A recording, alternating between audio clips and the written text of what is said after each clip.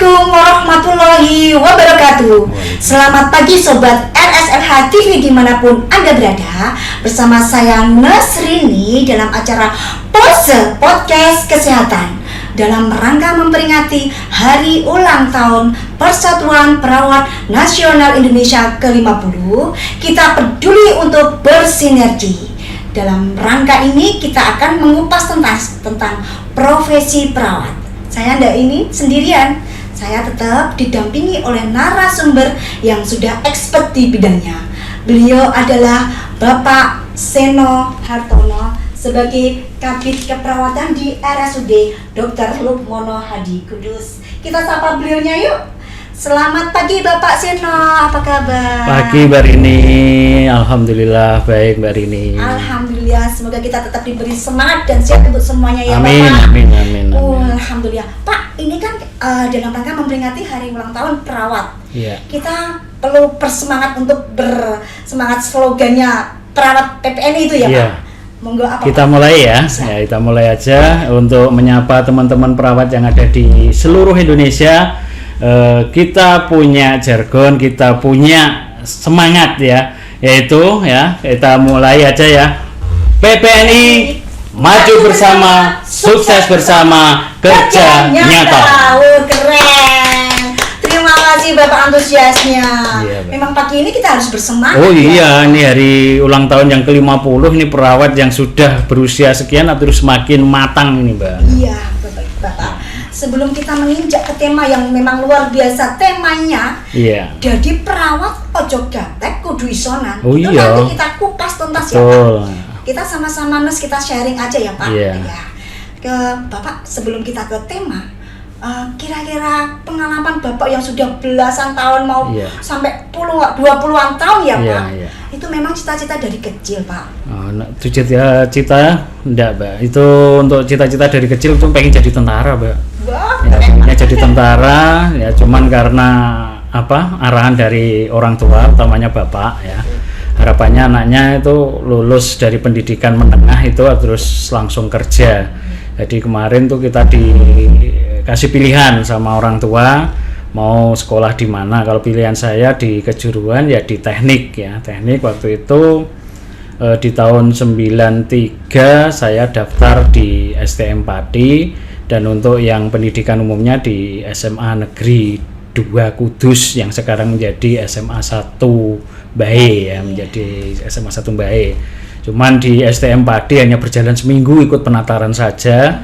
Karena saat itu juga saya daftar di SPK sesuai arahan orang tua, karena harapannya setelah selesai sekolah pendidikan menengah itu untuk bisa langsung bekerja dan diterima di SPK Pemda, kemudian masuk di sekolah perawat itu.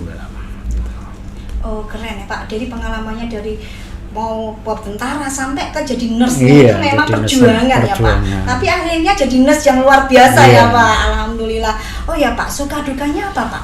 Selama 28 tahun ya Bapak? 28 tahun nurse. saya menjadi perawat ya. Kalau nurse-nya sih baru dari 2013. Jadi memang gini Mbak Rini, di keperawatan itu pendidikannya kan berjenjang ya. Jadi untuk mencapai profesi nurse itu kita harus sekolah lagi dan sekolah lagi. Ini harapannya teman-teman perawat yang ada di Indonesia juga sama. Jangan patah semangat ya. Iya. Untuk selalu mengembangkan diri untuk melanjutkan pendidikan. Jadi waktu itu saya bekerja di rumah sakit lulusan SPK, kemudian lanjut karena profesi dulu minimal D3 ya ikut pendidikan D3 sambil bekerja di waktu itu ya di Akbar Mudiwaluyo ya tahun 99 lulus 2001. Kemudian berlanjut ya, kita tadi yang saya sampaikan harus selalu belajar dan belajar ya untuk melanjutkan mengembangkan pendidikan. Di tahun 2009 saya ambil pendidikan S1 ya. Kemudian nesnya di tahun 2011 dan lulus di 2013. Kemudian ini berlanjut lagi, makanya untuk ilmu pengetahuan tuh harus berkembang dan kita harus tambah terus ya. Untuk kita ini merasa kurang ya. Harus selalu belajar, dan akhirnya kemarin di tahun 2022 saya ngembangkan lagi untuk di S2 keperawatannya. Ini sedang berproses untuk tesisnya. Wah, keren Gitu. Bapak ini. Memang sesuai dengan tema kita. Jadi perkembangan zaman ini harus kita ikuti. Iya, harus ikuti. Jangan Bapak, sampai sesuai kita dengan tema kita hari ya ini ya, nggak Pak. boleh gaptek. Iya, jadi perawat ojo gaptek kudu iso. Kudu iso. Nah, itu kira-kira penjelasannya gimana ya Pak untuk tema kali ini? Untuk tema kali ini Mbak Rini ya, kita sebagai perawat ya, tadi yang sudah saya sampaikan bahwa perawat harus bisa mengikuti perkembangan zaman, baik itu ilmu pengetahuannya, teknologinya itu harus kita ikuti ya. Untuk perawat yang isonan ini kan sudah saya rasakan ya. Jadi dimanapun kita ditempatkan ya, kita nikmati ya. Jadi kita jalani, kita nikmati dan kita syukuri ya. Nanti di setiap pekerjaan itu pasti ada hikmahnya. Jadi dimanapun kita harus iso ya. Seperti yang pengalaman yang saya alami saat bekerja di rumah sakit ya. Dari awal saya bekerja itu seperti kayak dirawat ya.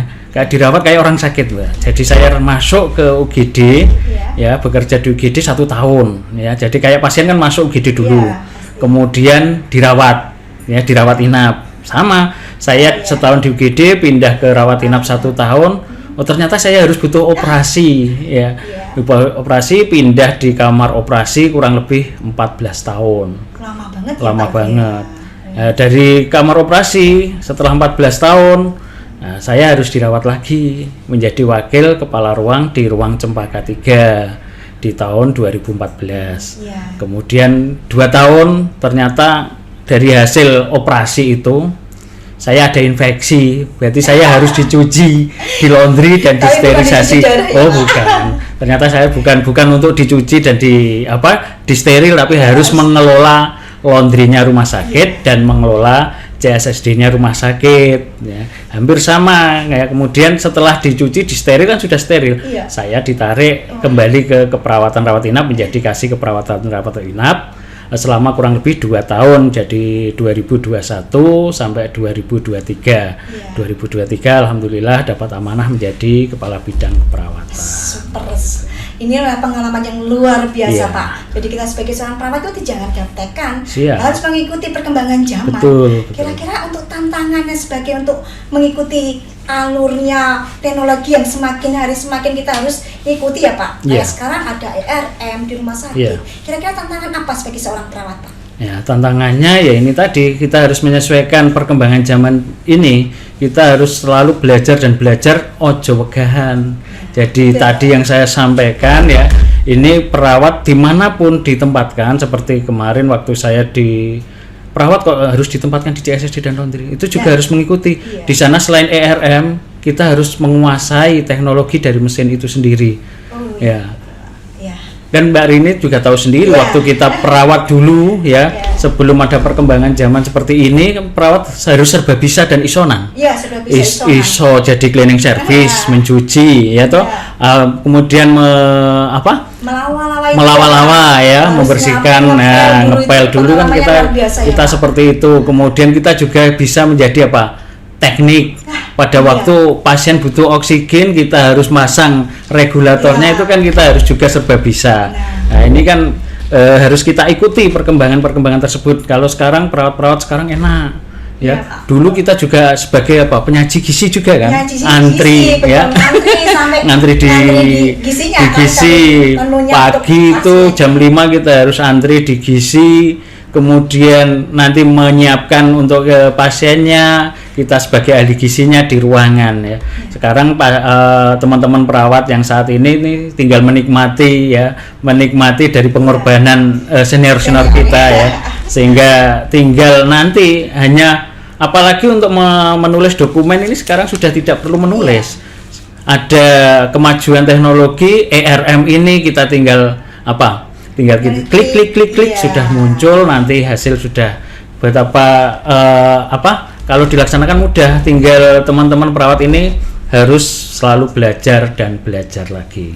Nah, gitu. Memang harus kedepannya kita harus perlu bersinergi, apalagi dengan kita para pemberi asuhan dengan perawat yang sejawat atau tenaga teknis lainnya. Kayaknya itu harus kedepannya perlu dari Bapak Seno terutama sebagai Kabid untuk Iya. menggugah semangat Betul, itu semangat selalu teman-teman untuk menjenjangkan ini loh, sekolah lagi Iya. atau gimana gitu Bapak. Iya, benar sekali Mbak Rini.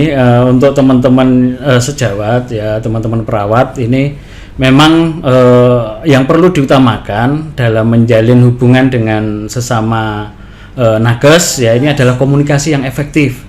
Bagaimana sih kita berkomunikasi? Oh, ternyata dengan nakes itu seperti apa, kemudian dengan pasien dan keluarga itu seperti apa, itu harus komunikasi yang kita laksanakan ya. Kemudian dan saat ini pun kita sudah memberikan motivasi ke teman-teman, utamanya teman-teman yang ada di RSLH ini untuk selalu mengembangkan diri, meningkatkan pendidikannya dari yang D3 untuk ke S1 dan yang S1 ke S2 ini kan sudah lumayan banyak ini yang sudah berpendidikan S2 ini gitu. Iya.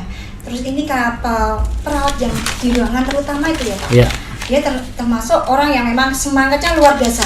Betul. Karena kita sebagai profesi perawat 24 jam non-stop di tidak sana, boleh iya. berhenti bahwa kita memberikan asuhan ke pasien. Ya. Nah itu kira-kira untuk menjaga, kan mereka kelelahan. Iya. Kadang karena di sana juga ada tuntutan kita harus pasiennya memberikan pelayanan yang luar biasa, tapi kadang di 24 jam kita merasa kelelahan fisik, pikiran. Kira-kira tipsnya apa ya Pak? Ya, tipnya ini kalau saya waktu dulu ya itu dibuat enjoy aja, Mbak.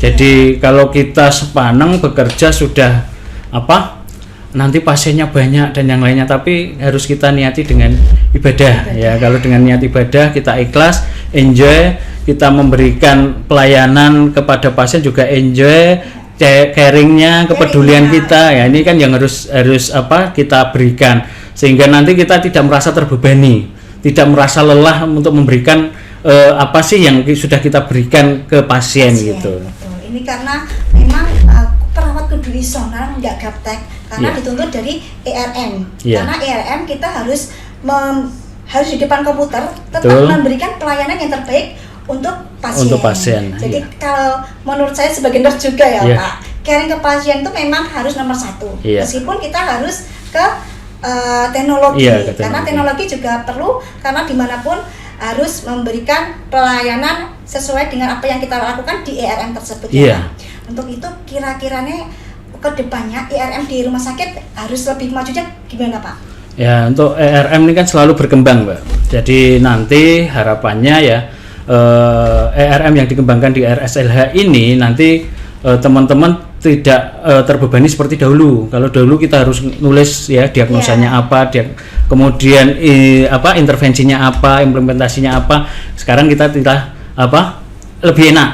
Kita tinggal klik diagnosanya ini, kemudian nanti akan muncul keluhan. Kalau harapan saya dari keluhan itu harusnya sudah nanti muncul menjadi diagnosa, kemudian nanti dari diagnosa itu nanti muncul intervensinya apa, tinggal apa yang sudah kita lakukan, kita klik implementasi yang sudah kita laksanakan. Jadi memudahkan semuanya. Iya, nanti kan tidak teman-teman tidak terbebani dengan rekam medis yang dulu kita harus nulis paneng ya. Tapi kalau dengan adanya kemajuan zaman ini, teman-teman perawat akan lebih dimudahkan, sehingga nanti harapannya caring ke pasien itu lebih banyak ya, lebih banyak, karena kalau kita terbebani dengan laporan dan yang lainnya, pembuatan ERM pembuatan penulisan rekam medis tanpa elektronik rekam medis ini kan juga menjadi beban dan mengurangi waktu perawat untuk ke pasien itu.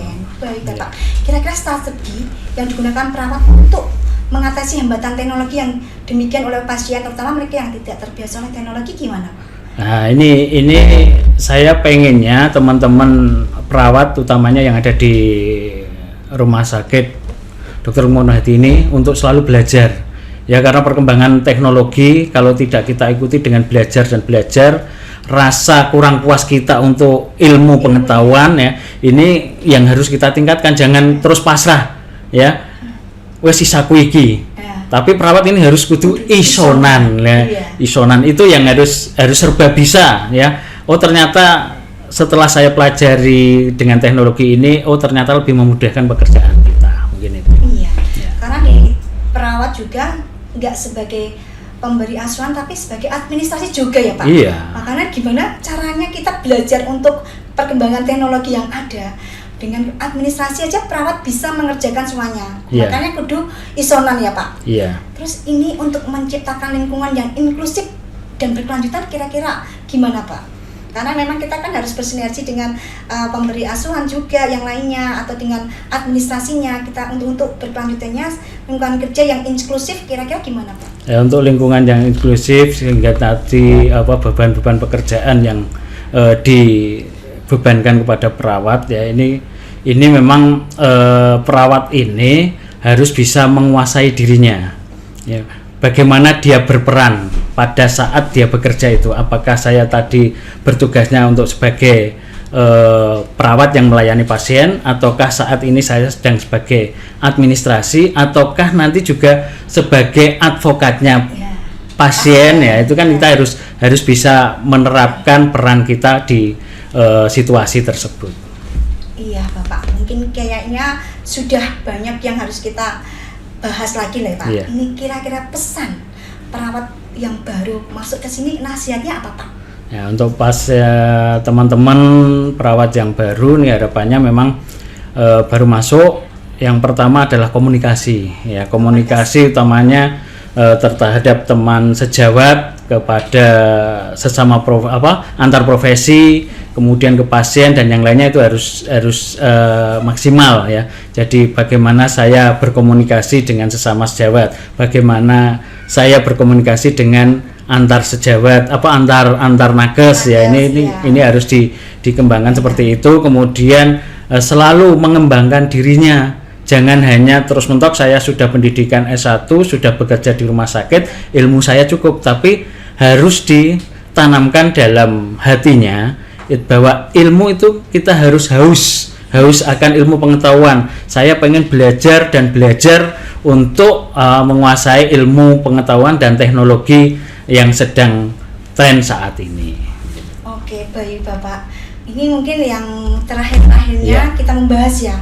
Kira-kira closing statement kepada perawat dan sobat RSLH terkait pembahasan kita pagi ini. Nasihat gimana Pak untuk memulai karir yang terbaik? Iya, terima kasih Mbak Rini. Untuk teman-teman perawat khususnya yang ada di Rumah Sakit Dr. Lukmono Hadi, tadi sesuai dengan tema kita hari ini bahwa kita sebagai perawat tidak boleh gagap teknologi dan kudu isonan. Nah, isonan ini sebetulnya ada filosofinya ya. Jadi isonan dari kata I-nya ya, I-nya ini adalah harus kita introspeksi diri.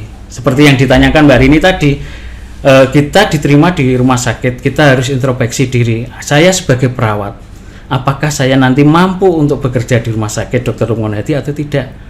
Ya, itu yang harus ditanyakan dulu pertama ya, introspeksi. Kemudian S, yang kedua kan S ya. S itu adalah kita memberikan sugesti pada diri kita sendiri bahwa dari introspeksi diri tadi, kita yang masih bertanya mampu atau tidak ya, kita sugesti kita mampu, kita bisa ya, dari S kemudian ke huruf O karena isonan. Nah, isonan yang kedua, kalau kita sudah sugesti, berarti yang ketiga yaitu O-nya adalah ojo wegah, jangan malas.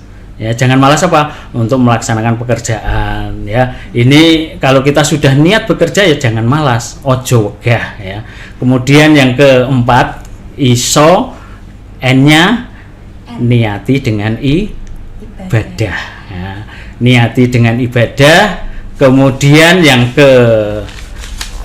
A ini yaitu amalkan ilmunya. Jadi setelah kita niati dengan ibadah, apa yang kita dapatkan selama ini kita amalkan ilmu-ilmu kita, dan nanti kalau sudah kita amalkan kita nikmati hasilnya. Ya, itu sudah saya rasakan Mbak Rini ya, bahwa kalau kita sudah introspeksi diri, kita sugesti, kita tidak malas ya, kemudian kita niati dengan ibadah, pasti hikmahnya akan kita dapatkan. Salah satunya ya yang sudah saya rasakan saat ini sebagai perawat, tadi yang banyak sukanya bisa pergi ke luar kota, ke luar negeri itu gratis, Mbak, dan dibayari. Iya, dari perawat kita bisa menjadi petugas haji yang dengan kloter ya, itu pernah saya rasakan di tahun 2006. Alhamdulillah malah bisa ngawal orang tua. Ya, jadi petugas haji bisa ngawal orang tua. Kemudian bareng itu juga karena hikmah saya menjadi perawat. Kemudian di tahun keduanya yaitu di tahun 2018 saya menjadi petugas haji yang ada di Arab Saudi selama 3 bulan. Ini juga bareng sama adik juga yang juga perawat, hikmah perawat yang luar biasa. Dan di sana saya bisa merasakan di 3 kota.